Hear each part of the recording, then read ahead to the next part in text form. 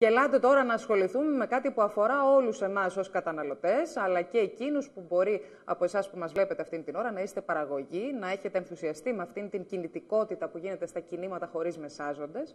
Γιατί πρέπει να σας πούμε ότι όλα αυτά βρίσκουν μία στέγη από το ερχόμενο φθινόπωρο, στο κέντρο της Αθήνας, μια φιλοσοφία χωρίς μεσάζοντες, του παραγωγού προς τον καταναλωτή. Να παρουσιάσω λοιπόν τον Γενικό Διευθυντή αυτής της πρωτοβουλίας, ενός εμπορικού κέντρου που θα λειτουργεί χωρίς μεσάζοντες. Ο κύριος Γιώργος Κουβέλης είναι μαζί μας. Ευχαριστώ θερμά, ευχαριστώ για την πρόσκληση. Βέβαια, χάσαμε πολύ χρόνο, κύριε Κουβέλη, αλλά όπως καταλαβαίνετε, η δήλωση του Πρωθυπουργού μας υποχρέωσε να συνδεθούμε. Λοιπόν, τι θα μπορεί να βρει ο καταναλωτής που ζει στην Αθήνα και ο παραγωγός που δραστηριοποιείται στη χώρα μας, τι διαφορετικό μπορούν να βρουν στο εμπορικό κέντρο που θα εγκαινιαστεί το φθινόπωρο, καλώς εχόντων, στην οδό Λένορμαν. Στη Λένορμαν, απέναντι από το καπνογοστάσιο. Εξηγήστε μας. Βγάλαμε μια καινούργια λέξη, τη λέμε φουντόσοφη. Πιάσαμε συνδυαστικές λέξεις, δύο λέξεις, το food από τα τροφή στα αγγλικά και από το philosophy, και έτσι λοιπόν δημιουργήσαμε το φουντόσοφη, ελληνιστή τροφοσοφία. Θα είναι ένα εμπορικό κέντρο, ένα μόλ δηλαδή για ελληνικά προϊόντα, με στόχο την προώθηση και πώληση αυτών στους καταναλωτές. Τι ελληνικά προϊόντα, μόνο τρόφιμα? Θα είναι τρόφιμο, όντως. Ελαιόλαδο, μέλι, γλυκά κουταλιού, μαρμελάδες, ζυμαρικά, κρασί, τσίπουρο, ούζο. Υπάρχουν ωστόσο και βιοτεχνίες ελληνικές και σε άλλους κλάδους, ας πούμε, στην ένδυση, στην υπόδηση. Έχετε προοπτική για αργότερα επέκταση σε αυτό το πράγμα? Ναι. Λόγω του φουντόσοφη θα μείνετε στα τρόφιμα? Ο κορμός, η βασική δομή του εμπορικού κέντρου θα είναι τα τρόφιμα. Εξάλλου το φουντόσοφη το μαρτία από μακριά. Όμως, επειδή τώρα πρόσφατα κάναμε την ανακοίνωση και βλέπουμε ότι υπάρχει μια έντονη κινητικότητα στην αγορά, του ενδιαφέρει πάρα πολύ σαν πρόταση και σαν μια καινούργια ιδέα, σκεφτήκαμε και να υλοποιήσουμε στην πορεία το Made in Greece. Άρα, λοιπόν, ό,τι παράγεται στην Ελλάδα, πέρα από τρόφιμα ποτά, να μπορεί να ενταχθεί και να υπάρχει μέσα στο εμπορικό κέντρο.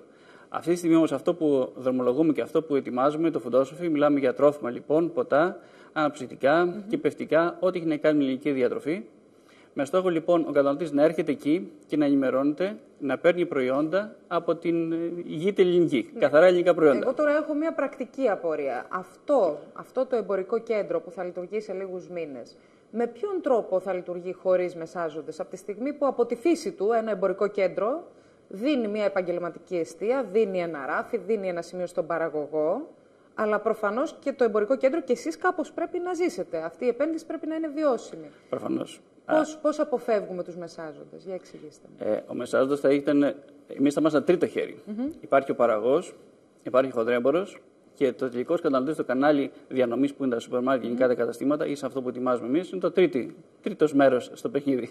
Τρίτος μοχλός για το χώρο του εμπορίου. Άρα λοιπόν στην δικιά μας περίπτωση, εμείς μιλάμε κατευθείαν με τον παραγωγό που θα φέρνει το εμπόρευμά του μέσα στο κατάστημα. Είναι προφανές ότι καθόλου χωρίς κόστος δεν μπορεί να γίνει εμπόριο.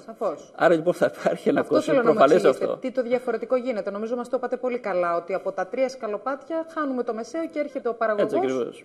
Και όχι μόνο αυτό. Εμείς προσπαθούμε να κάνουμε και πολλές εκδηλώσεις. Δηλαδή, κάθε μέρα θα έχουμε 2 με 3 εκδηλώσεις. Πώς να γνωρίζει κανείς το ποιοτικό ελαιόλαδο, ποιες ποικιλίες κρασιού ή ακόμα από πρόπολη, από προϊόντα μέλισσης δηλαδή. Πώς μπορεί κάποιος να κάνει μόνος του φυτικά καλλιτικά. Έτσι λοιπόν ο καταναλωτής δεν θα έρχεται μόνο απλώς να αγοράζει εμπορεύματα, αλλά να ενημερώνεται κιόλας, να επιμορφώνεται. Οι ίδιοι παραγωγοί έχουν μια υποχρέωση 2 με 3 φορές το μήνα να παρίσταται οι ίδιοι ζωντανά μέσα στο εμπορικό κέντρο και με εκδήλωση.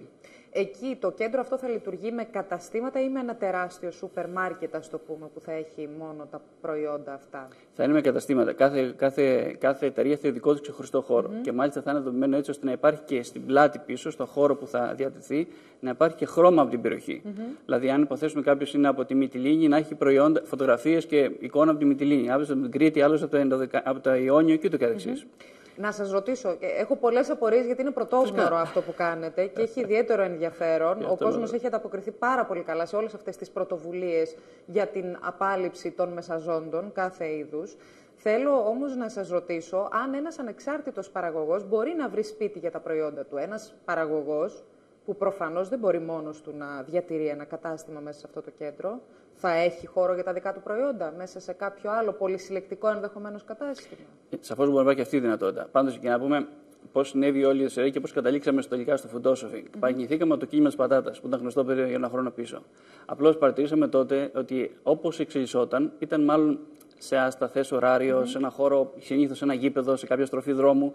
ακατάλληλους χώρους, βρώμικους χώρους κλπ.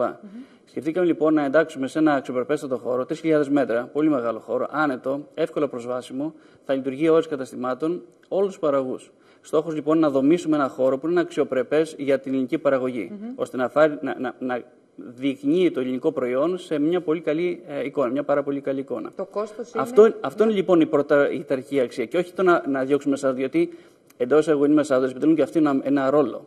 Δεν είναι αδιάφοροι για την αγορά και πρέπει να υπάρχουν.